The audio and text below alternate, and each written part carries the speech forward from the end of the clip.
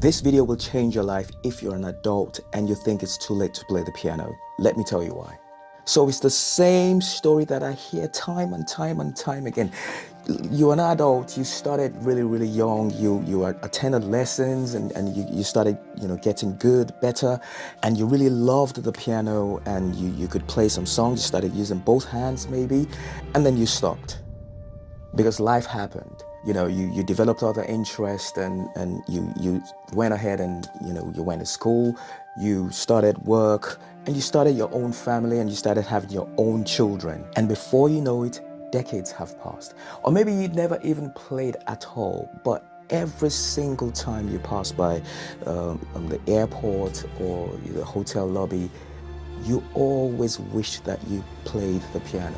Or maybe you go on YouTube and you find all this maestros play and you just think it could have been you. And that thought keeps creeping to the back of your mind every now and then. But there's nothing you can do about it, right? And then you think it's only your kids that can now achieve that dream. So you want your kids to essentially live your dream. And then you do everything possible. You buy them a piano, you make them go to lessons, do the grades. But what if your kids are not interested in playing the piano? You're essentially letting your kids live your dream. It's your dream, not your kid's dream. But you're not bothering about your dream anymore because you think your dream is gone. It's too late. Now it's time for your kids to live your dream. You know what I'm talking about? Well, this is the story that I hear 99% of the time. And this is because 90% of the students that I have are either in their 50s or their 60s or their 70s. My oldest student is around about going to 80, 76 or 77, and it's just the same story every single time. I mean, I'm so passionate about this topic because it just bothers me to know that people think as an adult you can't play the piano anymore. Well, I'm here to tell you otherwise. Yes, I started playing the piano when I was around about 14, but the key thing isn't the age that I started. It's how I learned to play the piano. I mean, I never attended lessons. Well, maybe I did attend lessons for about a couple of weeks and that was it. I started learning how to play by ear. And that's been the way that I've been playing piano till today. But then again, there's a unique way that I've seen that works for beginners and adults every single time. And that's the way that I've been playing. So when you hear me play songs like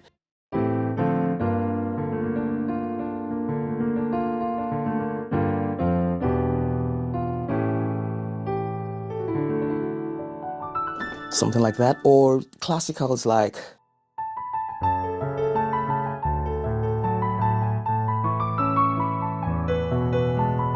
something like that, or jazz pieces, or any type of songs that I play, all learned by ear. And the reason why I'm emphasizing on this is because I've seen that the number one reason for adults to lose that dream totally is because they feel overwhelmed. They just don't know where to start from. I mean, starting to read notes and attend lessons and doing the grades is just too tasking and boring in my opinion. And going onto YouTube channels is just totally overwhelming.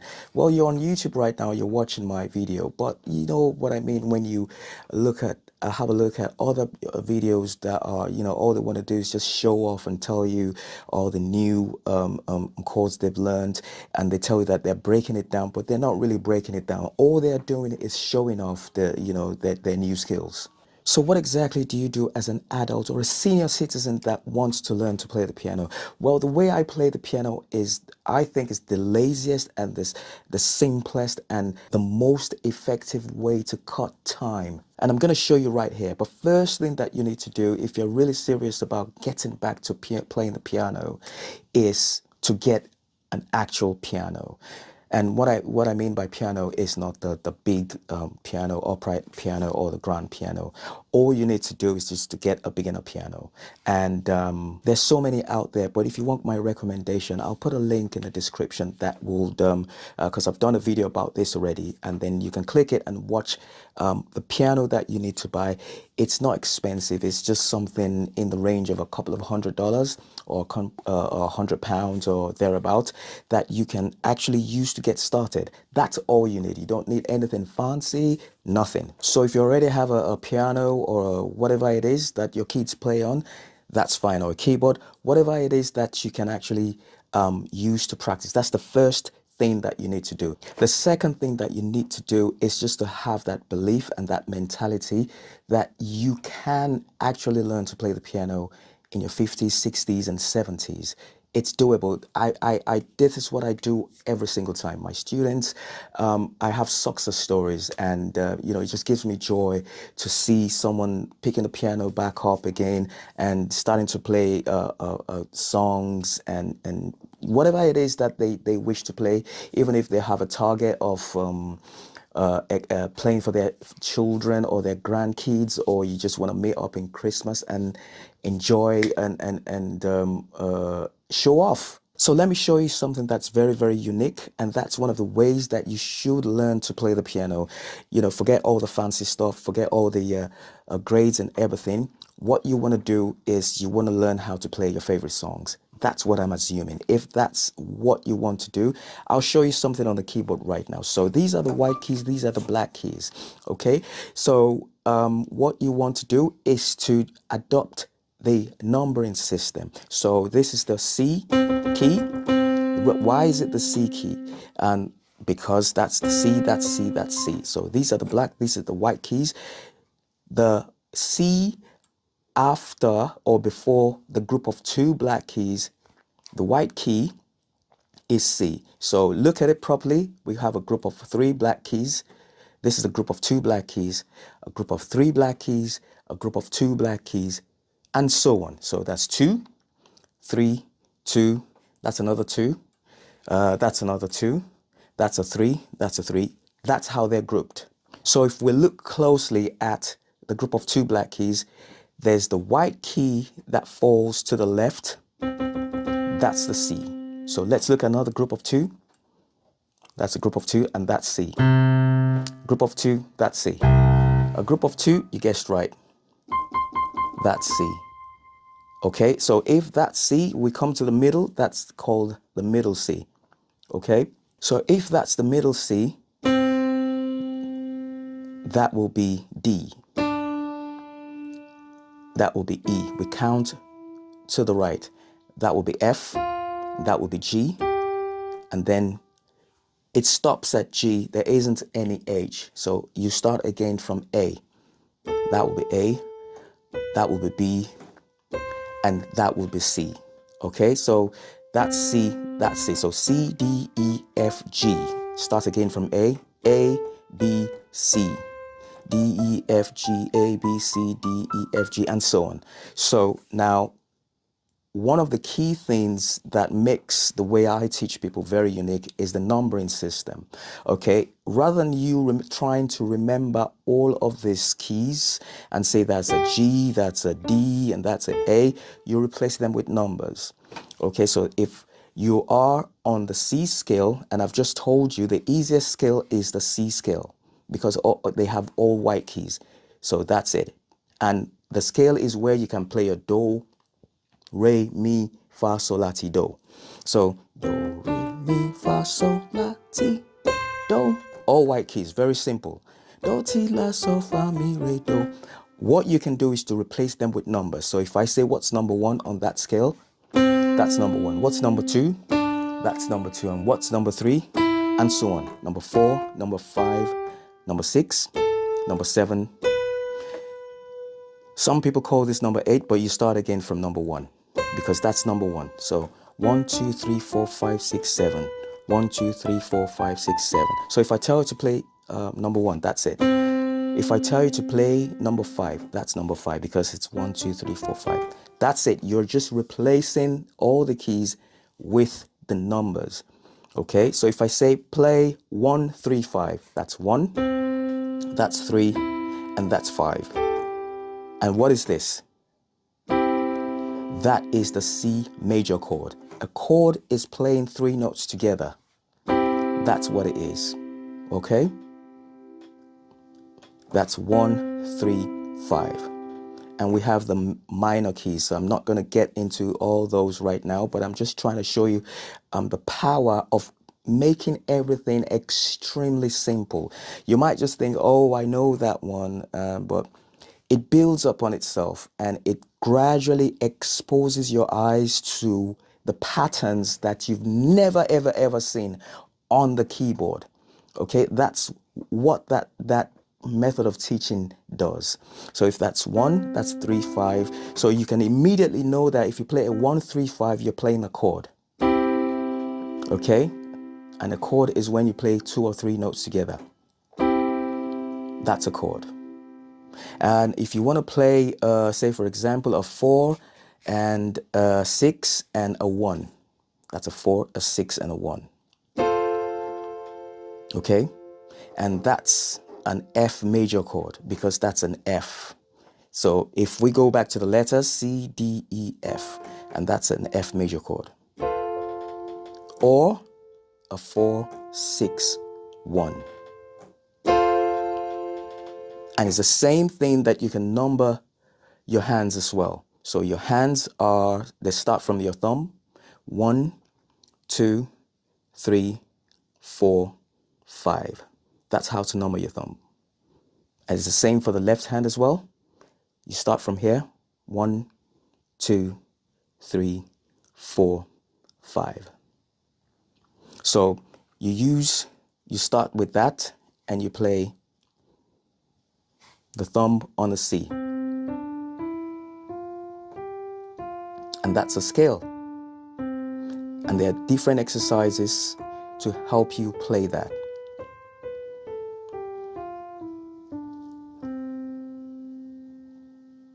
So say, for example, you hear one of your favorite songs and you want to replicate that on the keyboard. This is one of the greatest skills you can ever have.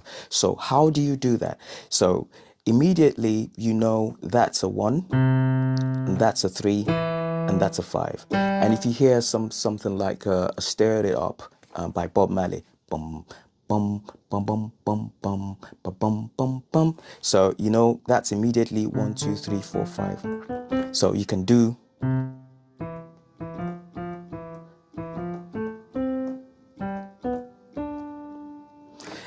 Don't worry about the left hand. Let's concentrate on the right hand. So what chords accompany that?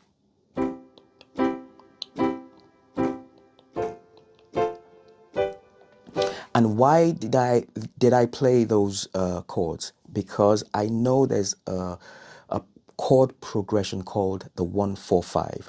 So if I tell you there's a chord progression called 1-4-5, so the 1 chord, like I said, is the C. The 4 chord is that F that I showed you. And the 5 chord is that G.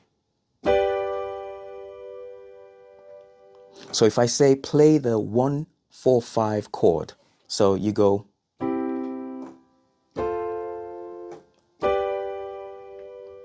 And if I say, okay, we want to play Stir It Up. So how does that pattern go in the song?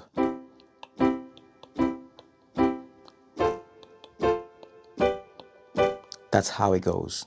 So if we add the bass line to it, this is what you hear.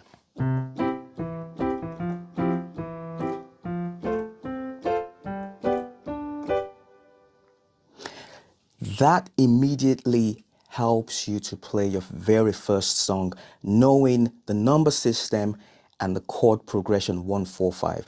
And believe it when I say the 1-4-5 only helps you play hundreds of songs. So if you know just the 1-4-5 chord progression, you can play so many songs. How about Amazing Grace?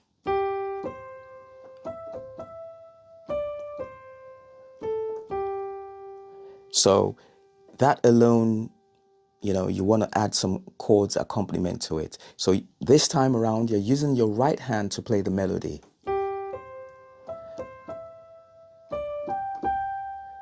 Okay, so you play, that's a 1. That's a 4. That's a 4. Back to 1.